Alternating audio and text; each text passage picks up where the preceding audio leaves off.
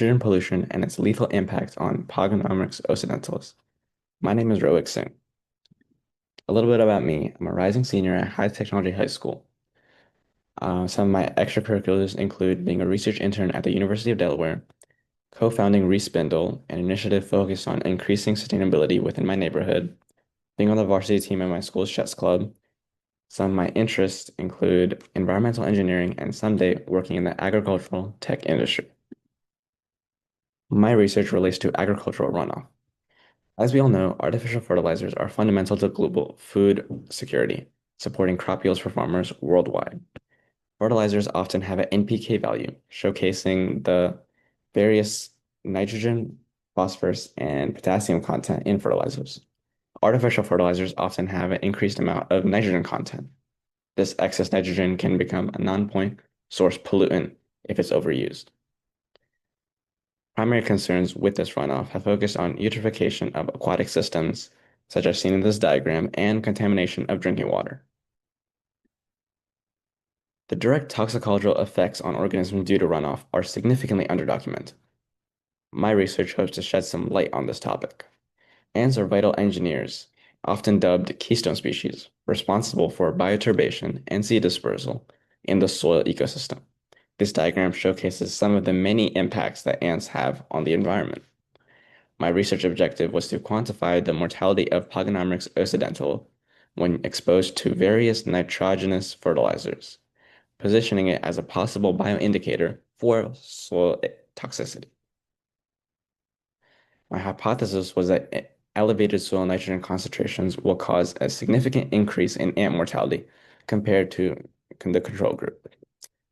I had two groups in my experimental design. The control groups, which featured only organic topsoil, and experimental groups, which had various concentrations of nitrogenous fertilizers, from 1 milliliter all the way up to 20 milliliters.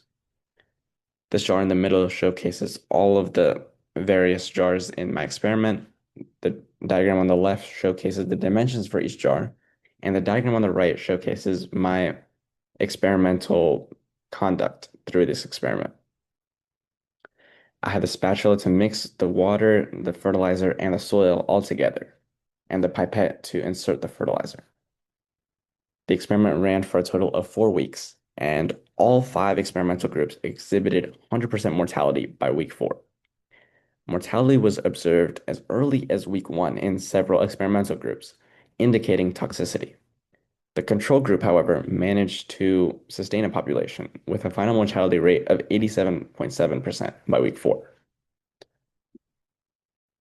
Subsequently, I ran several statistical tests, including an ANOVA test and t-test. An ANOVA test conducted on the week 3 data confirmed a significant difference between group means, with a p-value of 0.00287, which was much lower than the alpha value. Subsequent t-tests showed a statistically significant difference in mortality between the control and every experimental group, such as seen on the summative data table.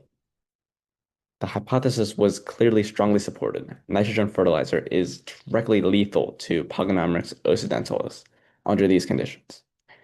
Pogonomyrmex occidentalis could thus be a bioindicator. Its absence of decline in nature could signal high nitrogen levels. However, the high mortality rates prevented precise calculations. The concentrations of fertilizer was obviously in the upper range of toxicity. Also, there were unforeseen variables in my experiment as well. This jar, control A, and a few others were found to have plants growing inside of them, presumably from the sunflower seeds that I fed the ants. Potentially, agricultural practices may have severe unintended consequences for soil biodiversity, as evidenced by my research. The loss of keystone insects, such as ants, could result in failures of local ecosystems, affecting soil health, plant life, and the farming industry. This diagram shows some of the many impacts ants have on the environment, with predators, herbivores, soil, plants, seeds, pollinators, and even decomposers. Some future directions we can take my experiment are conducting studies at much lower concentrations of nitrogen fertilizer, perhaps from 0.1 milliliters to 1 milliliter. Even investigating the effects of other fertilizer components such as phosphorus and potassium. Lastly, these studies could be performed in the field rather than only in closed lab-based settings. This study provides critical evidence of the risk possessed by artificial fertilizers to soil organisms and other organisms in the food web as well. There's an urgent need to bridge the gap between agricultural productivity and helping the environment.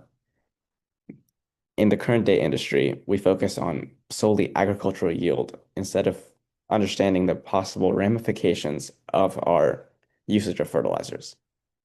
In doing so, we need to implement sustainable practices, such as reevaluating the chemical safety standards to include soil toxicity, accelerating the adoption of precision technologies to minimize the overuse of fertilizer, and prioritizing research in biofriendly alternatives instead of artificial fertilizers, focusing on compost or other natural-based alternatives.